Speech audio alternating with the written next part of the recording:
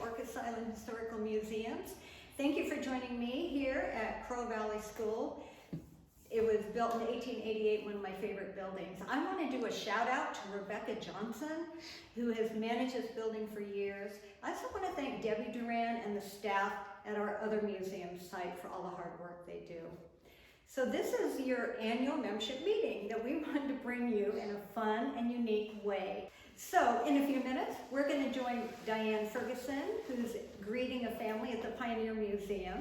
And then we're going to take a tour of our amazing map exhibit with Antoinette Botsford and Peter Fisher.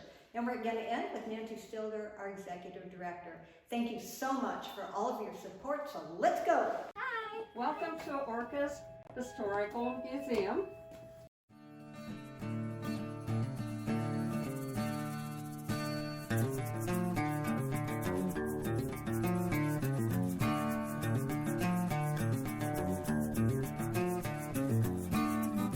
This is a museum put together in the 1950s. It's 6 individual cabins built over 100 years ago. So as you go through, I'd like you to look at things and see what you think you could have done back then. So we're going to go through here, and the first cabin is the Bodie cabin. Watch the step. And now see, they're cleaning, so this stuff is out. But here's what it basically looked like. This is very authentic. All the things that they had to work with, and they had 9 children, and the girls, you can see the shadow of the staircase right there. See it on the wall? The girls slept upstairs in the loft, and the boys had a little lean-to up back that they slept in. Wait, there isn't upstairs to this? Well, there were. See that shadow? Yeah. On the wall, but they couldn't fit it in, you know, because it would have been up, and so they couldn't bring the loft. But basically, this is very authentic, how they lived, the furniture. Here's what they put a baby in, and the girls got the loft, and then the boys got the lean-to. Yeah. We would have been on the lean-to. And this is not usually like this, but they're cleaning. This is what my grandma called the thunder jar. So in the middle of the night, if you had to go, you use that because it could be very, very cold out. And here is the bed for 2 adult people. And you know, the saying of sleep tight, don't let the bed bugs bite. Well, sleep tight, I don't know if I can reach it from here, Carol, but I'll show you, is they had to tighten these ropes every night because they would get saggy. And then this part was made out of straw, and it did have bed bugs in it, so that's where that saying came from. Time to change the hay. Yep. Or the straw.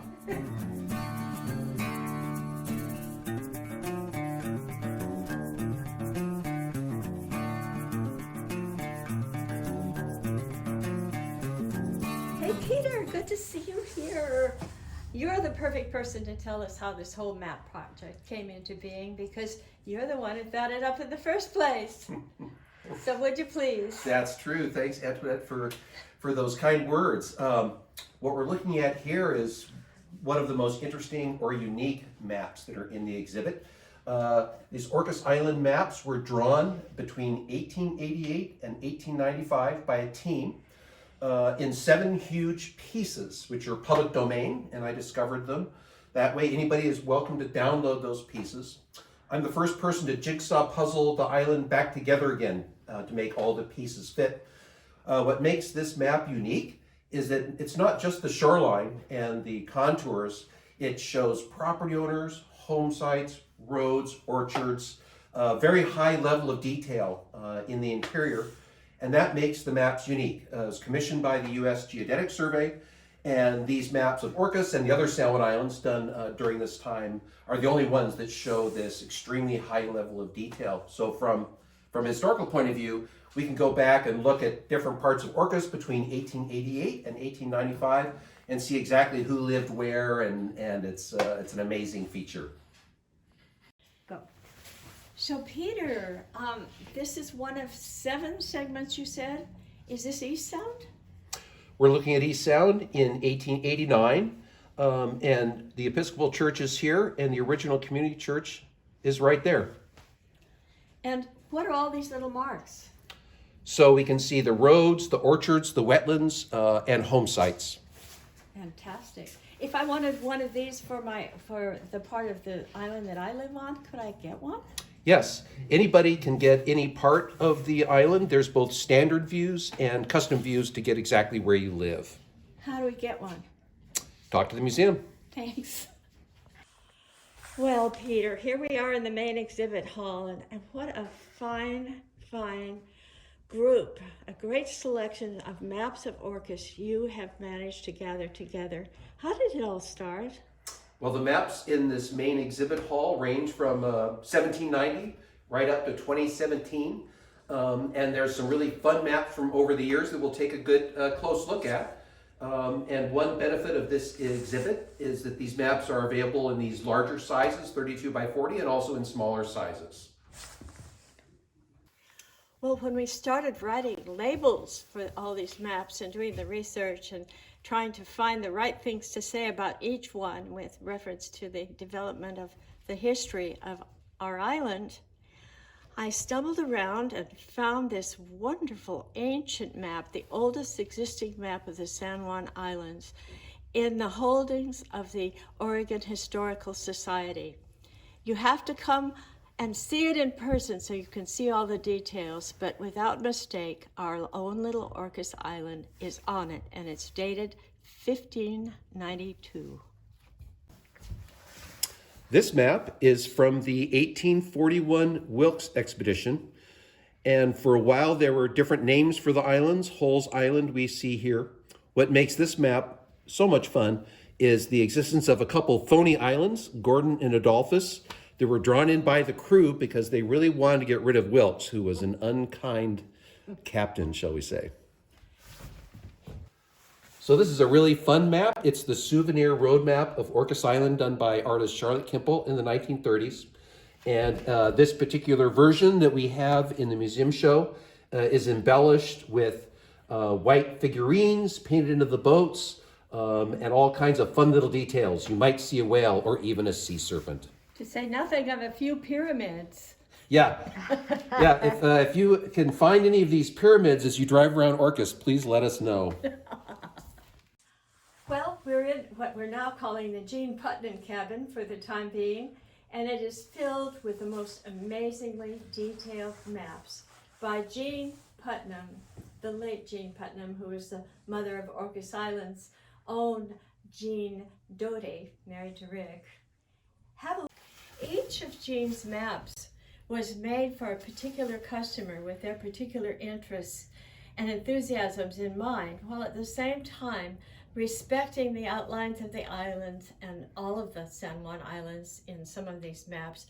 And each map had a special border, special compass rose, and so on, designed for the unique owner.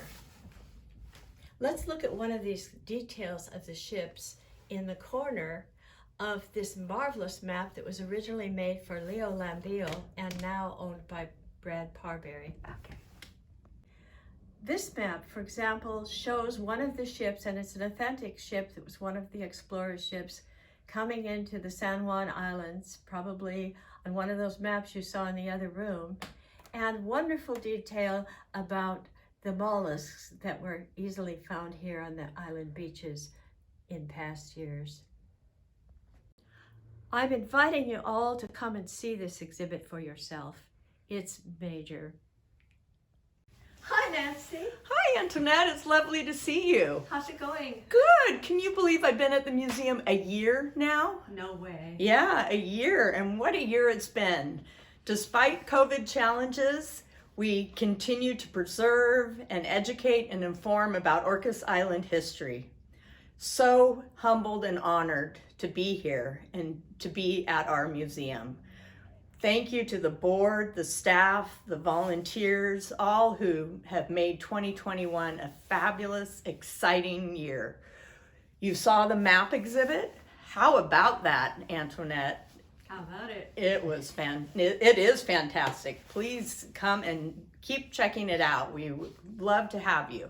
And then we also got 2 new roofs on our museum, so we are no longer leaking, and our artifacts are preserved and safe, thanks to all of our donors. We had wonderful school tours this year. We had special tours at Crow Valley School, and we had a dedicated staff working to archive and catalog our collections and oral histories. We look forward to 2022 and all that we are going to do. We have our new museum store. The Bison Antiquas exhibit is coming in the summer, and we hope to have more educational programs, and we've got refreshed exhibits and labels. So come, if you haven't been for a while, come see us. I really hope you stay in touch. Details on the year are in the annual report that you can find online, or come into the museum office and we'll get you a copy. Thank you all for your support. I'm humbled and honored and grateful.